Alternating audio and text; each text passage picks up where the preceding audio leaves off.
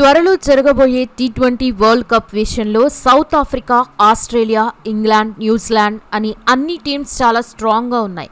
ఇక మన Indian team గురించి అయితే అస్సలు చెప్పనవసరమే లేదు.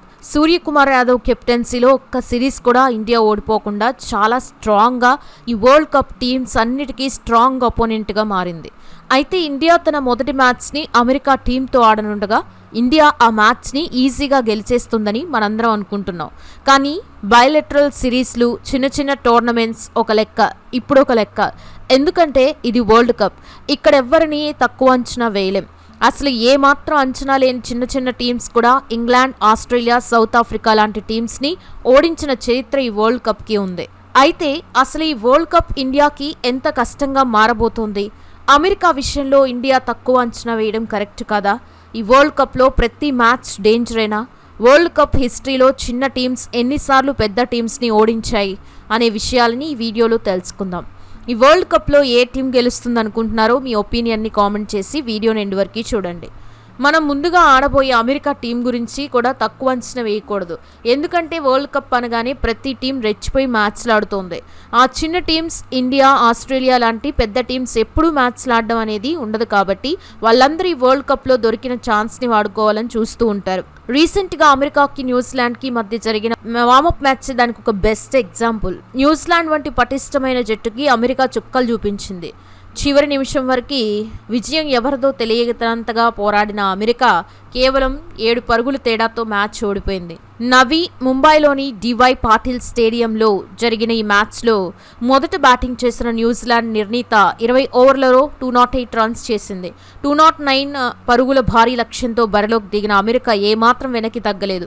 న్యూజిలాండ్కి ప్రతి స్టేజ్లో పోటీ ఇస్తూ లాస్ట్ ఓవర్లో 12 రన్స్ కావాల్సి ఉండగా కివీస్ బౌలర్ మ్యాట్ హెన్రీ అద్భుతంగా బౌలింగ్ వేసి 2 వికెట్లు తీసి కేవలం 4 రన్స్ మాత్రమే ఇవ్వడంతో అమెరికా మ్యాచ్లో కేవలం 7 పరుగుల తేడాతో ఓడిపోయింది. దీన్ని బట్టి ఆ టీంని మనం అస్సలు తక్కువ అంచనా వేయకూడదు. తక్కువ అంచనా వేసి బరిలోకి దిగితే మన పరువు పోయే ప్రమాదం కూడా ఉంది. ఒకసారి ఏ టీమ్స్ ఏ గ్రూప్స్లో ఉన్నాయో చూసుకుంటే, గ్రూప్ ఏలో నెదర్లాండ్స్, అమెరికా, ఇండియా, పాకిస్తాన్, నమీబియాలు ఉన్నాయి. గ్రూప్ బిలో ఐర్లాండ్, జింబాబ్వే, శ్రీలంక, ఆస్ట్రేలియా, ఒమన్లు ఉన్నాయి. ఇక గ్రూప్ సిలో నేపాల్, స్కాట్లాండ్, వెస్టిండీస్, ఇంగ్లాండ్, ఇటలీలు ఉండగా గ్రూప్ డిలో Canada, New Zealand, South Africa, UAE, ఆఫ్ఘనిస్తాన్లు ఉన్నాయి. ఇలా అన్ని గ్రూప్స్లో పెద్ద టీమ్స్తో పాటు మనం ఎప్పుడు చూడని చిన్న చిన్న టీమ్స్ కూడా ఉన్నాయి. అయితే ఇలాంటి టోర్నమెంట్స్లో అసలు మనం ఏ టీంని తక్కువ అంచనా వేయలేము.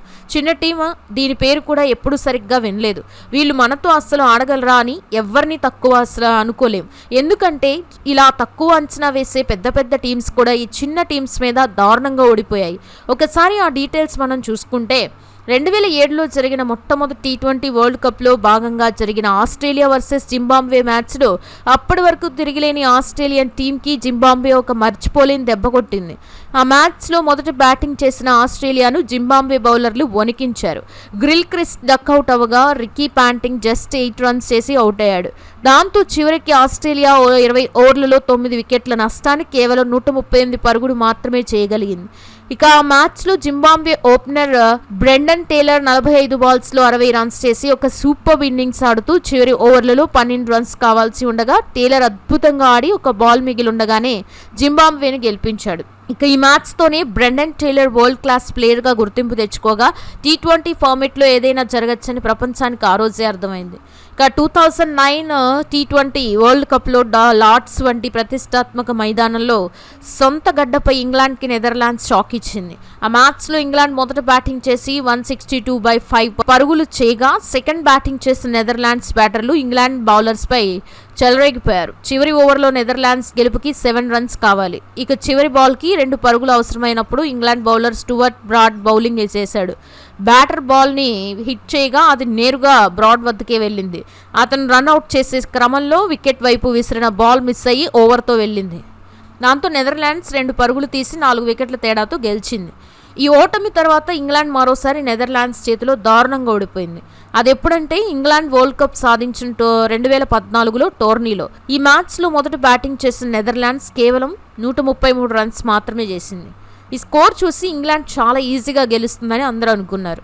కానీ Alex Hales, Eoin Morgan, Jos Buttler వంటి హేమాహేమీలు ఉన్న ఇంగ్లాండ్ టీం కేవలం 88 రన్స్కే ఆల్అవుట్ అయింది. ఇక 2016లో అప్పటికి ఆఫ్ఘనిస్తాన్ అంత పెద్ద టీం కానీ మంచి ఫామ్లో ఉన్న వెస్టిండీస్ టీం కానీ ఓడించింది. ఆ మ్యాచ్లో మొదట బ్యాటింగ్ చేసిన ఆఫ్ఘనిస్తాన్ 20 ఓవర్లలో 123 రన్స్ మాత్రమే చేయగలిగింది. కానీ అంత చిన్న టార్గెట్ని చేసే క్రమంలో వెస్టిండీస్కి ఆఫ్ఘన్ స్పిన్నర్లు నరకం చూపించారు. వెస్టిండీస్ బ్యాటర్లు ఆండ్రీ రస్సెల్, సామీ ఉన్నప్పటికీ ఏం ఉపయోగం లేకుండా పోయింది. ఇక చివరి ఓవర్లో వెస్టిండీస్కి 10 రన్స్ కావాల్సి ఉండగా మొహమ్మద్ నబీ కేవలం 3 రన్స్ మాత్రమే ఇచ్చి ఒక వికెట్ తీశాడు. దాంతో ఆ మ్యాచ్లో ఆఫ్ఘనిస్తాన్ 6 రన్స్ తేడాతో వెస్టిండీస్పై గెలిచింది. 2021 టీ20 వరల్డ్ కప్లో బంగ్లాదేశ్ లాంటి టీంని స్కాట్లాండ్ సింపుల్గా ఓడించింది. మొదటి బ్యాటింగ్ చేసిన స్కాట్లాండ్ టీం 140 రన్స్ చేయగా సెకండ్ బ్యాటింగ్కి దిగిన బంగ్లాదేశ్ని స్కాట్లాండ్ బౌలర్స్ భయపెట్టారు. చివరి ఓవర్లలో బంగ్లాదేశ్ విజయానికి 24 రన్స్ కావాలి. కానీ వారు కేవలం 17 రన్స్ మాత్రమే చేయడంతో ఆ మ్యాచ్ని 6 రన్స్ తేడాతో స్కాట్లాండ్ గెలిచింది. ఇక 2022 వరల్డ్ కప్లో అయితే మరీ దారుణంగా చిన్న టీమ్స్ తమ సత్తా చాటుకున్నాయి. మొదటిగా జింబాబ్వే వర్సెస్ పాకిస్తాన్ మ్యాచ్ చూసినట్లయితే పెర్త్ పిచ్పై జింబాబ్వే మొదట బ్యాటింగ్ చేసి కేవలం 130 రన్స్ మాత్రమే చేయగా 131 రన్స్ ఈజీగా టార్గెట్లో బరిలో దిగిన పాకిస్తాన్కి జింబాబ్వే ఆల్రౌండర్ సికిందర్ రజా చుక్కలు చూపించాడు. అతను మిడిల్ ఓవర్లో కీలక వికెట్లు తీసి పాక్కి ఒత్తిడిలో పెట్టాడు. ఇక చివరి బాల్కి 3 రన్స్ కావాల్సిన టైంలో బ్యాటర్ షాట్ కొట్టి రెండో రన్ కోసం పరిగెత్తగా వికెట్ కీపర్ చకబ్వా అద్భుతంగా రన్అట్ చేశాడు. దాంతో పాకిస్తాన్ ఒక మ్యాచ్లో ఒకే ఒక్క రన్ తేడాతో ఓడిపోయింది.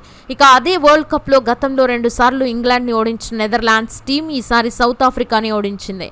సెమీఫైనల్ రేస్లో ఉన్న సౌత్ ఆఫ్రికాకి అది డూ ఆర్ డై మ్యాచ్ కాగా అది నెదర్లాండ్స్ మీద ఈజీగా గెలిచి సెమీస్కి వెళ్తుంది అని అందరూ అనుకున్నారు. కానీ అక్కడ జరిగింది వేరు. ఆ మ్యాచ్లో ఫస్ట్ బ్యాటింగ్ చేసిన నెదర్లాండ్స్ 158 రన్స్ చేయగా ఆ టార్గెట్ని సౌత్ ఆఫ్రికా చేస్ చేయలేక 13 రన్స్ తేడాతో నెదర్లాండ్స్ మీద ఓడిపోయి ఇంటికి వెళ్ళిపోయింది.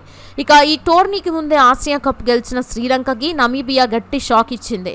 నమీబియా మొదట బ్యాటింగ్ చేసి 163 రన్స్ చేయగా 164 రన్స్ టార్గెట్లో దిగిన శ్రీలంకని నమీబియా బౌలర్లు కోలుకోనివ్వలేదు. కేవలం 108 రన్స్కే లంకని ఆల్అవుట్ చేసేశారు.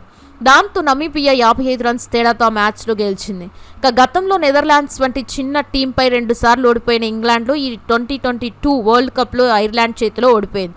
ఐర్లాండ్ ఫస్ట్ బ్యాటింగ్ చేసి 157 రన్స్ చేయగా ఇంగ్లాండ్ 105 స్కోర్ చేసేసరికి భారీ వర్షం పడింది. దాంతో ఇంగ్లాండ్ స్కోరు డిఎల్ఎస్ పార్ స్కోర్ ప్రకారం 5 రన్స్ తక్కువగా ఉండడంతో ఐర్లాండ్ ఆ మ్యాచ్లో గెలిచింది.